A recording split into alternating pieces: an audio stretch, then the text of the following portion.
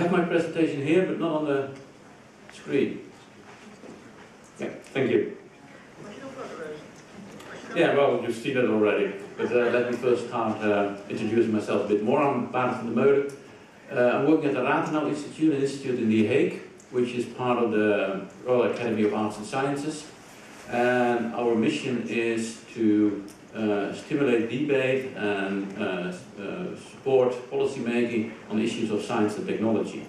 And we're doing studies like I present today on key issues in science policy, about funding of science, about careers of researchers, about development of fields and how policy should respond to that, can stimulate certain developments in scientific fields, as well as studies on issues like technology and society. We've been influential in the debate about the electronic patient dossier that has been there in the Parliament for the last 2 or 3 years and is still going on. And all that kind of issues related of technology and policy issues in society, we're also taking care of. Let's start with the good news. You will have a job after your PhD. Job employment among people with a PhD is very high. And later I show you even that within 3 months after your PhD, about 95% of you will have a job. So in a way we can stop today. Stop worrying and simply move out and do things we really want to do, research or go into the pubs, many of the pubs here in Groningen. But the question is, of course, which job will you get? And why do you get it? And not your neighbor or somebody else? And how to compete for these jobs? And how do you get it? And is it the job that you really want? And is it the job that brings you further into the career? And maybe that's the most crucial question for the PhDs today, because if you look at the jobs they end up, to the jobs they get 3 months after their PhD, most of these jobs are in the academic, is an academic job within the university, often within the group they did their PhD, and that is not the start of their career. So it's mostly a job they simply have because they want a job, so it looks like. What will I do in this introduction lecture in this morning?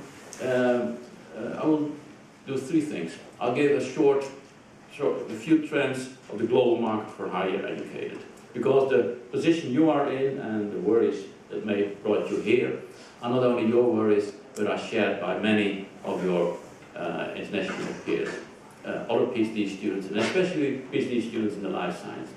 There's a huge debate in the international literature and international conferences in life sciences, at AAAS conferences and ASAP conferences, about what to do with all these PhDs in life science. So you're part of the problem. The second part will be, I will tell you something about our studies, give an insight in the results of our studies on the research careers in the Netherlands, and show what the chances are and what the mobility possibilities are for you to move upwards to a position of professor within this or another university, and how that goes if you want to go for a research career. And as you will see, mobility within the universities has great implications for what you have to do today and tomorrow about your research career. So that's the last part. I will draw some implications about from these results about what you can do to get the job that you want. Okay, first part, war on talent. This is the phrase that's now being used by people who are discussing and looking at how labor markets for higher educated today are structured and what is going on between employers and employees. It's a war on talent, and that has specific consequences. Because it's not a war on talent because there is a shortage of talent. On the contrary, the job market for higher education is more and more internationally, especially at the top. But the higher education has increased, the number of higher educated has increased, and will increase even further. If you look at the OECD figures on higher educated in the OECD countries, then already now about 32% of the population is higher educated. And in most countries, there are more young people, among the young people there are more higher educated than on the total the population of people working. And that means that the 32% will increase and will increase. And if you look at the non-OECD countries like India, China, Singapore, Brazil, then this will even grow further. Well, Brazil not. Brazil actually has quite some high number of higher educated already. But if you look at China and other Asian countries, then it's expected that within, before 2020, the number of middle class people will raise with 1 billion people. 1 billion people in the middle class means that among 1 billion people it will be useful, or they will want to have themselves or their kids in higher education. And so the higher educated, the number of higher educated all over the world is growing, and for international companies and for international universities, that means that their possibility to draw out of a pool of talent, well, this pool is growing and growing, and it's more easy for them. So they are the main players and not the talented, not most of the talented. There's a few talented who will be winners, and there's a lot of losers if you see it as losers. That's of course a question whether you are a loser if you don't be among the top talent, or whether you can be a winner as well. So there is an abundance of talent, and that means that there is a kind of global auction where there is where big firms and universities, international players, also international governments can determine the game. And that means that selection continues. So you might feel that after your PhD, you're at the end of your education and at the end of the selection, so you have won among from all the others of your age. They have not finished the end of the education trajectory. Well, you haven't finished the end of the education trajectory either. There is another education trajectory after your PhD, and another, and another, and another, and you will be selected, and you will be selected, and you will be selected. And that is very different from in the past. And that's very different from, in the past, also from the recent past at Dutch universities. When I got my PhD, it wasn't strange to directly apply for a position as assistant professor. Today, you will be laughed out if you do that. But, well, maybe one of you can do it because he or she is the real top talent and the best among all. But if he is or she is, maybe she's not here anymore because she has already this job prospect and don't need to be on this kind of days. I don't know. But it goes on, this selection and this training. And it's determined by, and it's been done by universities, but it's not only been done by universities.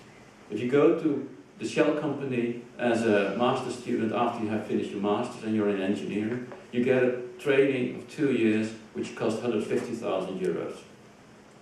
That is an amount of money that universities do not invest in you in these 2 years. 150,000 euro training in 2 years. That's a training which is accredited, which is high level, and which is as good as universities give. So there is education within universities, high level education. There's high level education within private firms. So it's not the universities anymore who have a monopoly on higher education at the top of the education trajectory. But it's within and outside university. And it's in public, it's by public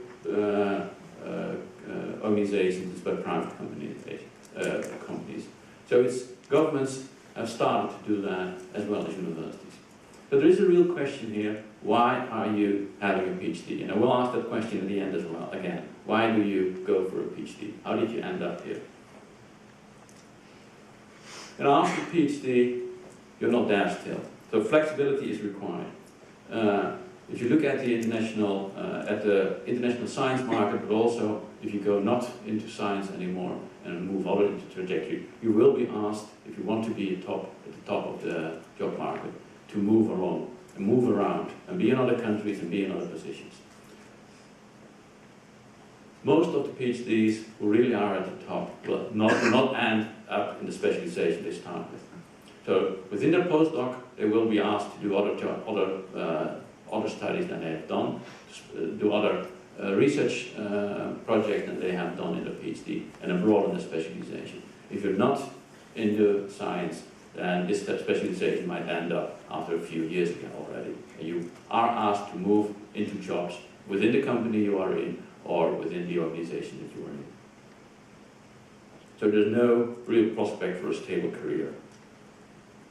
But there are winners, because it sounds a bit scary, but because there is this mobility, there is this auction, there are winners among them. So there is a job market where people can make a lot of money, because in economic terms, in labor market terms, you are a winner if you earn a lot of money. And I know that for many of you, these earnings are not a crucial criteria. I was in at a meeting about this kind of issues recently, where somebody had presented an econometric study and she came to the conclusion that a PhD is worth, investing in a grant proposal is worth about €1,000 more salary a year. And so it paid off. And all these people are looking at, but I'm not doing a grant proposal because of a salary increase. I'm doing a grant proposal because I want to do the research. That's my motivation. So there was a real mismatch between the motivations of the research and the scientists in the room and the econometric calculations of the presenter. So, but in terms of economic terms, there are winners. There are people who will end up in top positions, and they have much more to win in this kind of system than they had to win in the past system. But there are also losers and there are winners. Increasingly, within OECD countries, in the figures, you can find a group of people who have a high education and a low income. And that raises all kinds of questions within policy about why do we educate these people. But it's also, for these people, a question, why have I done all this education? And if your education being paid for, as for many many Dutch students, then this is not a real personal question.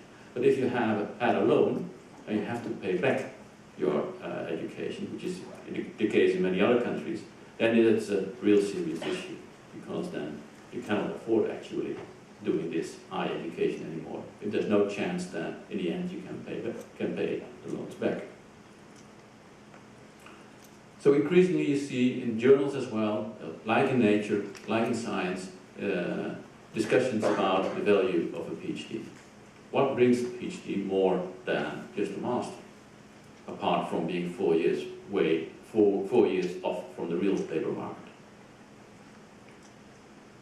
Let's look at the Netherlands. Let's look how the picture is in the Netherlands for those PhD students who pursue a research career. This is from an interview we've done, interviews we're doing, and we're doing interviews in many cases. This is from a postdoc student from one of the university medical centers in the Netherlands, who talks about being a postdoc. You really need to be determined to go for research, to stay in research, because there are only few tenure positions. And often there are postdoc positions for 2-3 years. And then you are more or less just busy caring for results that can be written down, to have output, and then be able to submit a new grant proposal. I'm glad I go into the clinic soon, and don't need to worry about that sort of things anymore. Other people tell the same. They go to industry because they really lose their motivation, when in fact they are mainly busy with raising funds for themselves. And I think they many times do not have time to do the real research, just because you're always thinking about that stupid money. No, you're not that smart on the academic all the time. Does it sound familiar to you? Yes, this is familiar, but this also holds for many professors. Yeah, I know. And 20 years ago, when I was a postdoc, it was also the same. Yeah, in medical science. Yes. Yeah. This is now all over the university, not only in medical science, not only in physics, but also in the social sciences. And there's a real difference. You might still be very comfortable about your career. We experience in our interviews with PhD students and postdocs that there's as soon as you get your PhD, you get worried about your career. And it's amazing that before you have your PhD, you are really optimistic, and after your PhD, we get this kind of interviews. And I think that there's a chance for PhD students to become a bit more worried at the beginning, before the PhD, and less worried after they have the PhD. So that's in a way a challenge for these 2 days, and at least for today, for me. Have you more worried about your future career and less worried after your PhD? Some observations. We have in the Netherlands almost 4,000 PhDs annual. 95% of them get a job within 3 months. They do not prepare for a non-academic careers, these PhDs. So maybe the PhDs are also within a medical trajectory and want to be a specialist within the hospital. I don't know about that.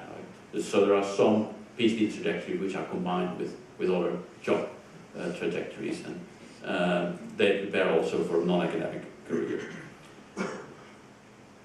And what we find is not only if we talk to PhDs, but also talk to people who are responsible for human resources at universities, that many of the PhDs are afraid to develop that kind of, start to develop that kind of non-academic career motivations. And because they say, if my professor finds out, he might not be my supervisor anymore, or be less interested in me, because he only sees me as a future scientist. That's a problem. What we see is that the average age of getting a PhD is 29.5 years. I think that's okay. And you get a staff position at a university at an average when you're 37. So between getting a PhD and getting a tenure position, there's 7.5 years. 7.5 years, a lot of things can happen. I will show you what kind of things happen there. 7.5 years of training and selection. So what you find in other organizations, in big companies, in big governmental organizations, international organizations, where they have phases where they train and select you again and again, that's even more within the university. Then you see that there are 2 kinds of postdocs. There's postdocs who have indeed a research career and go for a research career, where the postdoc position is indeed adding to their ability to be a tenure staff, researcher, scientist within the university. And then there are postdoc positions which do not contribute to that, which are not meant for that, and which are just keeping you off from the streets, career-wise. And this is interesting. If you look at the policies in the Netherlands for young researchers, then you see that over the last 15 years, last 20 years, we have done a lot in the Netherlands to improve the positions for you. Most of the PhDs, at least the Dutch PhDs, are employees and have good facilities.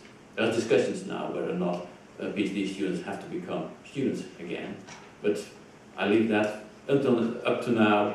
Most PhDs are employees. It is, although telling I don't know whether that's true for the foreign PhDs here as well. How many foreign PhDs do we have here? Are you all employees here, or? No. So the Dutch students are probably all employees, are they? No? I'm an employee. You're a bursary. Okay, how many bursaries are here? Okay, so it starts here in Groningen. It's a long tradition. It's a long tradition. It's a long tradition. Oh yeah, it's a long problematic tradition. Yes, I remember. Some universities, people who are jealous to you, to Groningen, that you can have bursaries. That's are the professors and the board members of the universities. And others think it's a shame that you do that. And they are in the left-wing political parties and in the labor unions. We have graduate schools since 1990. We have even 6 excellent graduate schools. I don't know whether there's an excellent research graduate school. Yeah, of course, we're all excellent here. Yeah, but there's top excellent graduate schools who get extra money in the Netherlands, 6 of them. Kind of early excellence initiative like you have in Germany these days. We have career grants for if you have your PhDs administered by the National Research Council, which start with the VENI, the early career, the FIDI and the FICI. For those who have a classic education, know this is from Caesar, VENI, FIDI, FICI.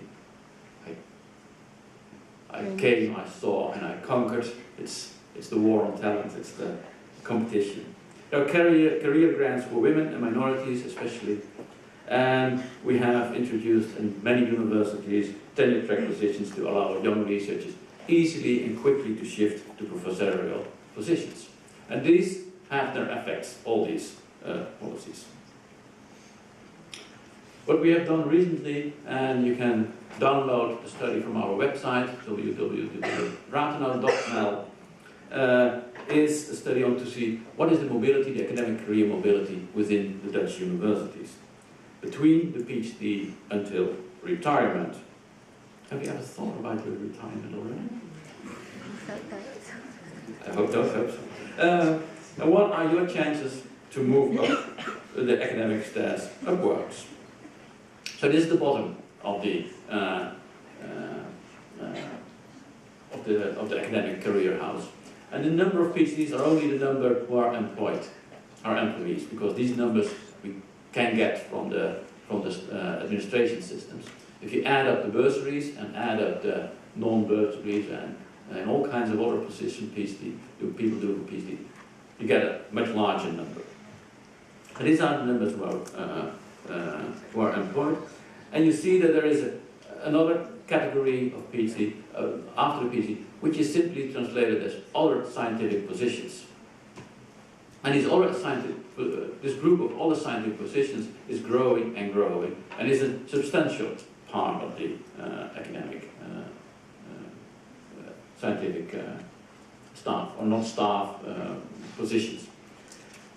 These are the positions where the postdocs end up. This is the group of people where you will end up when you have finished your PhD, probably, many of you.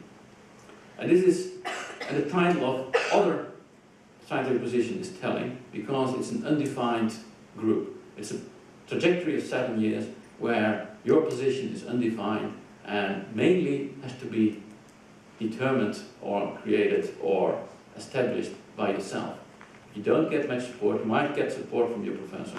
You might get some support in terms of grants that you earn, but you have to earn them yourself.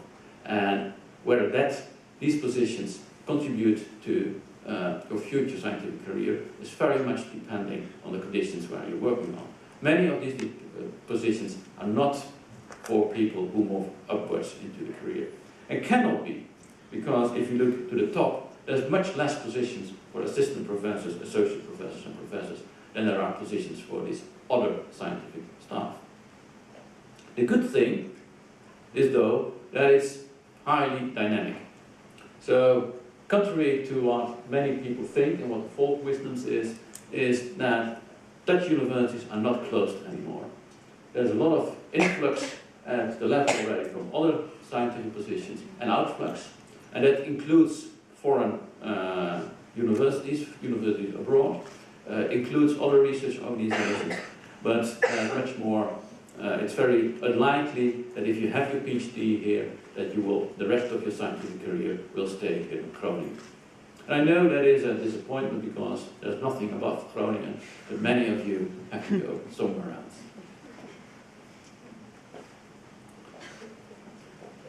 But it's also at the level of the assistant professor, and even if you want to look further ahead at the professorial level, you see that actually much more professors move out of the professorial job before they retire than they move as a professor into the position of being retired. So even at the top, and that's partly to do also that we see that more and more young people get professor, and if you get professor when you are 40, you may not end up being a professor when you're 65 or 67, or in your case, 70. So what we see from these figures is that they are more dynamic, the academic career mobility is much more dynamic than people think, and policies often think. And there's more mobility between universities, between Dutch universities and the external world. If we look to the people and to the academic career in terms of positions and age, and especially age, this is the age in the positions. So you see here, I can do something which I always associate with, this is not what I want to do.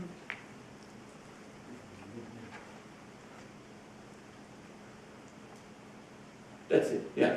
This is what I associate with people in the medical sector. I don't know why, but medical scientists are much more used to pointing and things than other scientists. And so being here, I feel now a bit like a medical scientist. So what you see here, this is the age cohorts, people from 25, 29, 30, 34, and then upwards. And this is not a pyramid. Yeah, it looks a bit like a pyramid if you look to the women. But here you see a bubble of men, of old men. And if you shift that a bit, you get not a pyramid, but you get a kind of hat with a flat building up there. So there is almost as much 60, 64 employees at that university as there are within the age cohort 40, 44. There's a lot of young people, of which most of them are PhD students, and that ends almost when you are 35. If you are above 35 and still go for a PhD, well, you are a real minority. And there is this, and we have been able, by some calculations, to distinguish what we call postdoc position. There's a lot of postdocs, there are some postdocs here left, but this is the main phase of the postdoc. But what you see, and you can do that also for if you would make the same kind of picture, just looking at the positions, then you see there's a real selection after 35. After 35 and after the position of being a postdoc. Who of you is 35? Okay. So it's become really challenging for you now. No, you're still working on your PhD, so you're not, yeah, that's all. So it's not a pyramid, but much more an apartment building above the positions of PhD and postdoc, and after the position after the age of 35. That implies that the main selection is now taking in this phase between the PhD and assistant professor. And it's a highly selective phase. If you calculate also the people who are doing the PhD outside of not being an employee, that's many of you, then the selection is even stronger. So what's happening in this selection phase? Who's determining this selection and the development of scientific talent? Well, there's four main actors.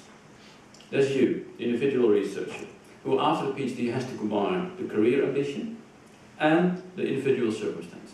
And this is not unimportant because you end up, you move into being about between 30 and 40, and for many of people like you, that is the age where they start to think about their house, their partner, their family, that kind of non-scientific issues which are important for you.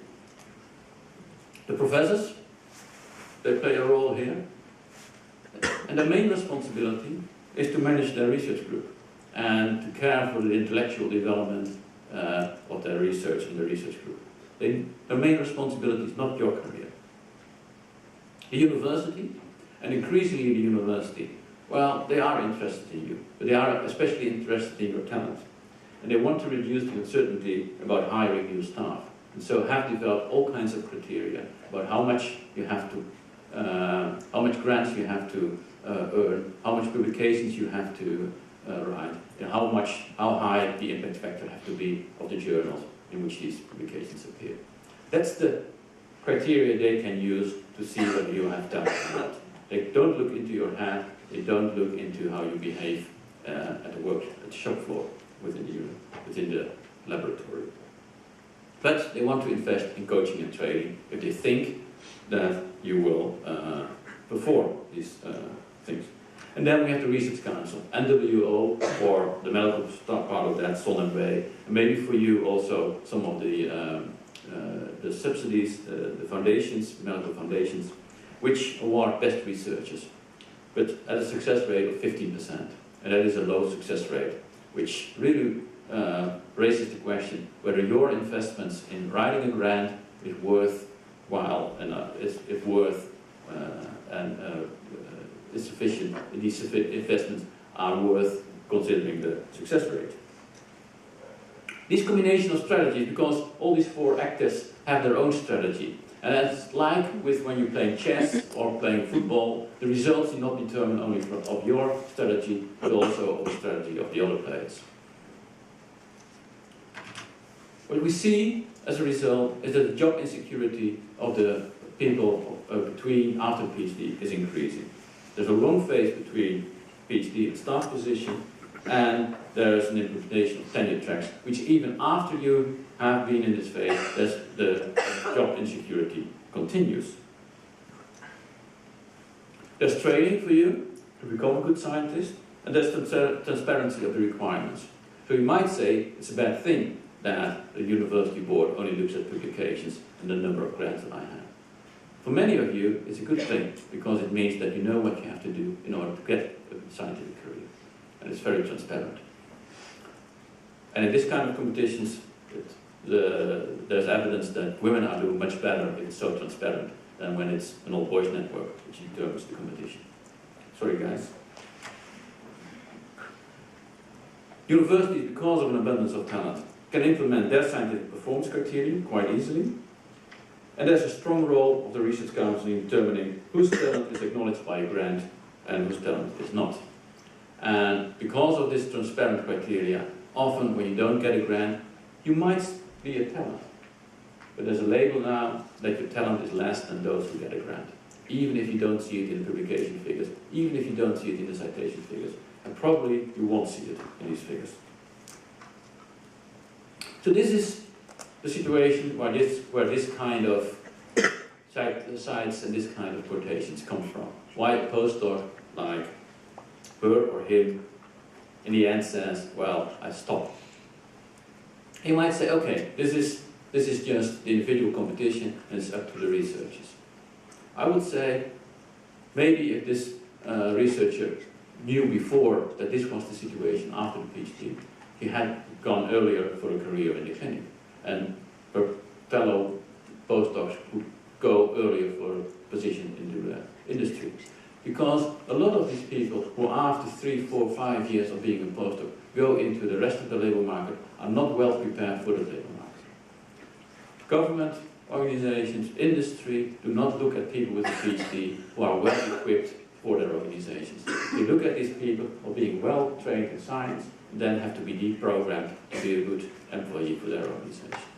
We talked to Philips this week, and they say when people have a PhD and come directly after the PhD into our company, we need a year to deprogram them in order to let them know that doing research is not about writing publications.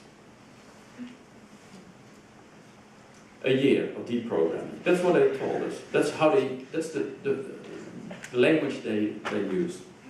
So you see them, they look at you and you have been brainwashed here in this organization. You're part of a sect.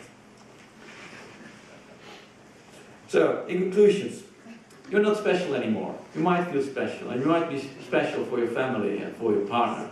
But in the labour market, you're not that special anymore. There are much more PhD positions than our research positions. So, there's a real chance that you will not end up as a scientist.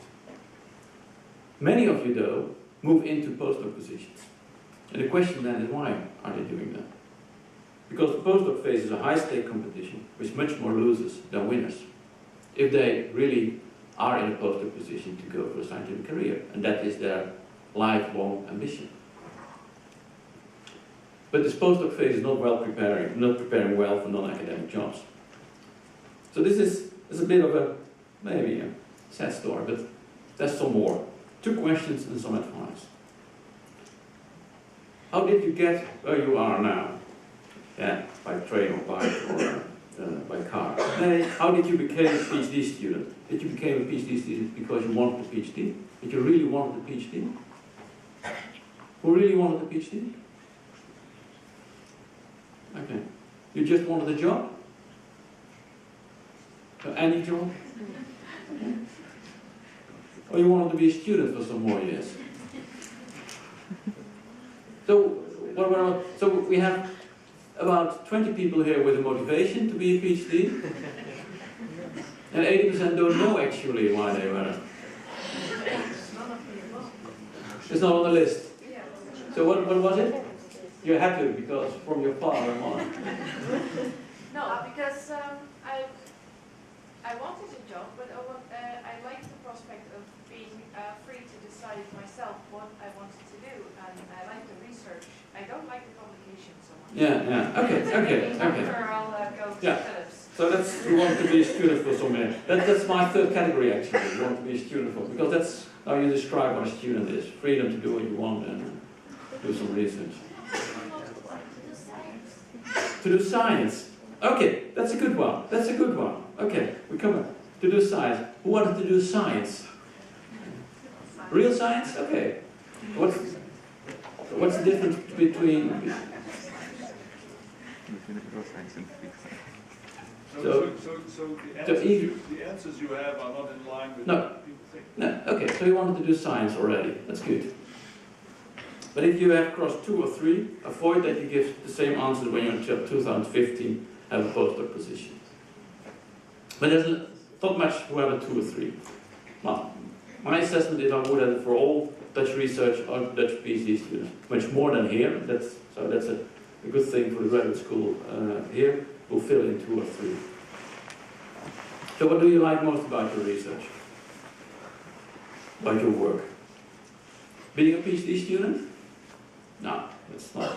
Let's see somebody. No, you're not like to be a PhD student? Doing research? Who likes that?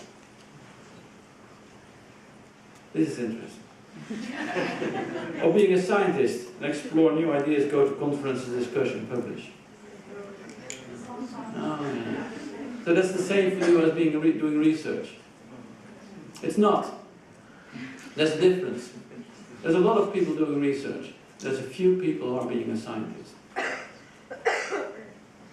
And I know, because I know in other, I've talked to professors of medical research groups who say that some of the PhDs do not want to be a scientist, but still want to be a researcher and stay within the research group as researcher. But they're not interested in publications, they're not interested in the rat race, they're not interested in being a professor, but they like the research. But that's something else. There's a difference between a scientist and a researcher. And only for those who are 3, you have the ambitions for being a scientist. And you have to move into this scientific position as much as you can. Use the talent programs and use the facilities of universities as much as you can. And find a scientific mentor if you don't have it already. And maybe not at all. Maybe you don't want to be a PhD student at all. Don't like your work. Well, that's maybe something else. There's other departments in the university for that kind of people. So what if you don't want a scientific career? Do not despair. You're not a loser. You don't have to be a loser. Most of your peers will not have it, and sooner you realize it, the better you will enter the job market. Start today to complement your scientific training and explore other skills and interests, without losing track of your PhD, because you have to finish that PhD. And it doesn't make a good impression to other employers, other organizations. If you're with a PhD on your wallet, on your pocket, you say, well, I've done my PhD, it's a great project, I've done it in 6 years. They even wonder why you took 4 years for doing one project.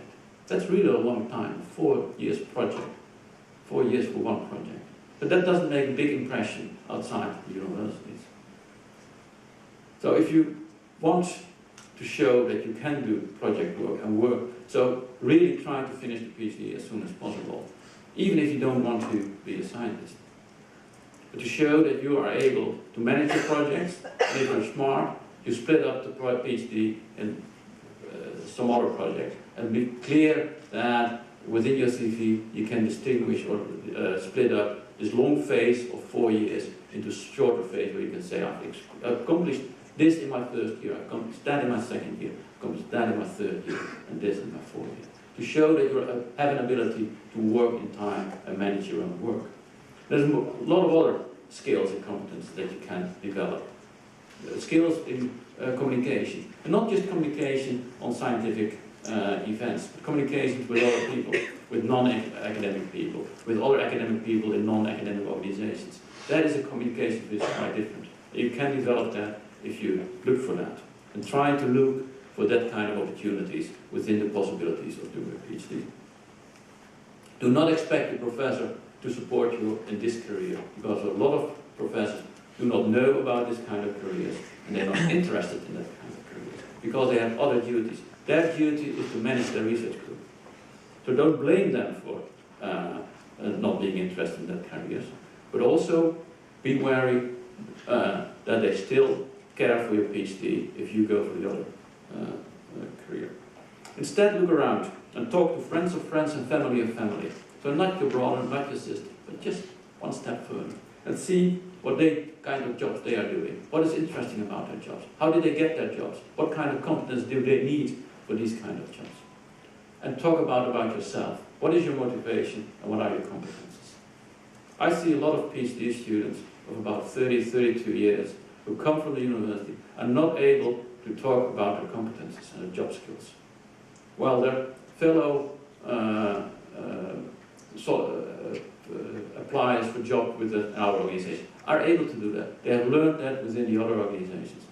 So scientific research positions are not good in making people aware of what they're good at, and what competence and what skills they are. Most of your discussions are about the content of your research. If you have a meeting with your professor, I bet that most of these talks are about the content of your research and not about yourself and your own development.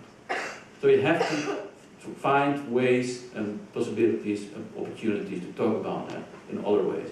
Can be at parties, can be at meetings, can be at the bar, can be at family parties, etc. But you can also look for that. So you can go to these friends of friends, you can go to these families of families, to their job, to their work, and say, can I talk for an hour to you about what you are doing, what I can do, and do that.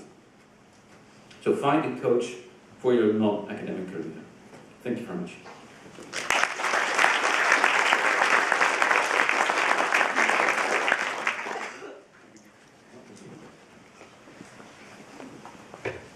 Has anyone a question for Hans? Yes.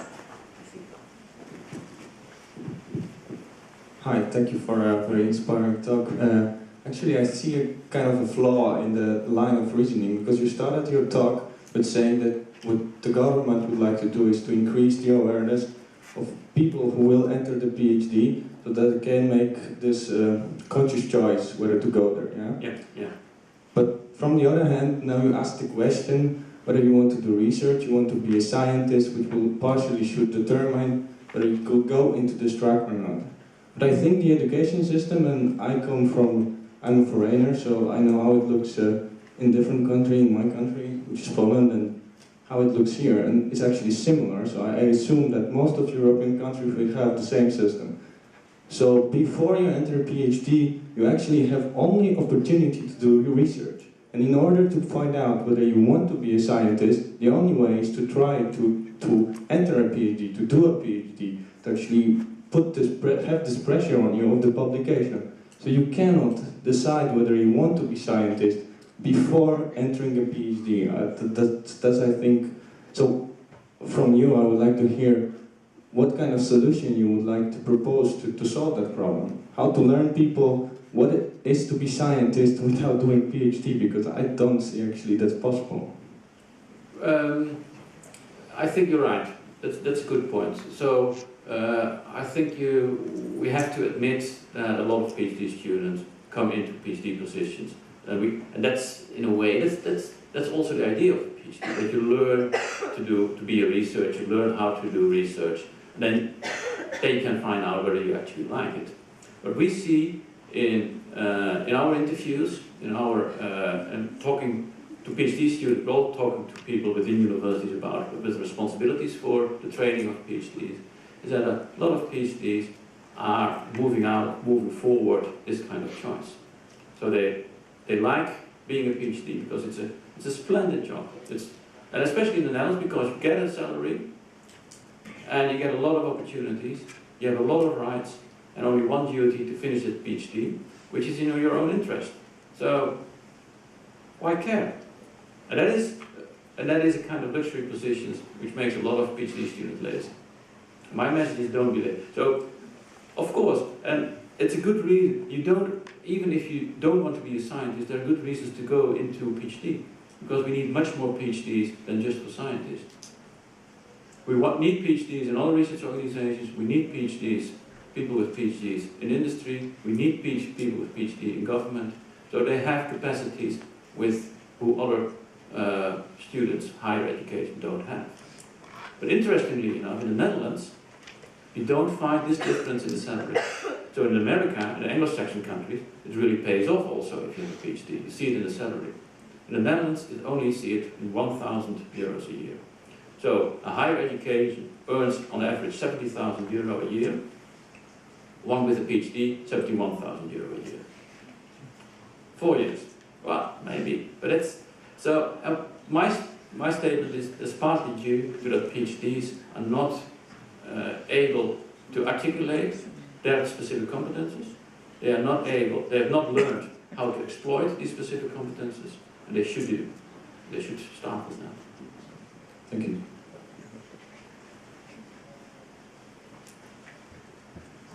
Anyone else? Yes, Nancy. Was. Just a remark, because I've been working for a large company, a large international company, and yesterday Ludelij talked about transferable skills. Because you're doing a project for yourself, you learn transferable skills, but you should be aware of these skills, and you should be aware of the competencies you get. And that is where people look at. And in large companies, they look at you have a PhD. That's more than when you don't have a PhD. And in many companies, they want a PhD. And even they want, when you go into research, they want some years of postdoc on a different subject, and show that you are going out and you're taking initiative. And then it produces something. So these are things you have to take into account. Yeah. Yeah. So I was a little bit under the impression, well, what can you do? What was the value of a PhD? But it is valued in that you show that you are a researcher, and that's a good point. That you do not necessarily have to be a scientist for becoming a professor, but you are a researcher, and there is a lot of research going on in the world. Yeah, no, and there is a lot of research, but even in the non-research positions, I think you can have added value of having a PhD. But if you ask people with a PhD at job interviews, they're not able to tell you what these transferable skills are. When you talk about their abilities, they talk about their PhD subject, not about what they have done for work. And that needs some training, and it needs some introspection of yourself, and it needs talk to other people. Because what is actually doing research? Well, if actually doing research is actually just sitting behind the lab bench and tinkering with all kinds of equipment, or doing SPSS, well, it's not a transferable skills to people.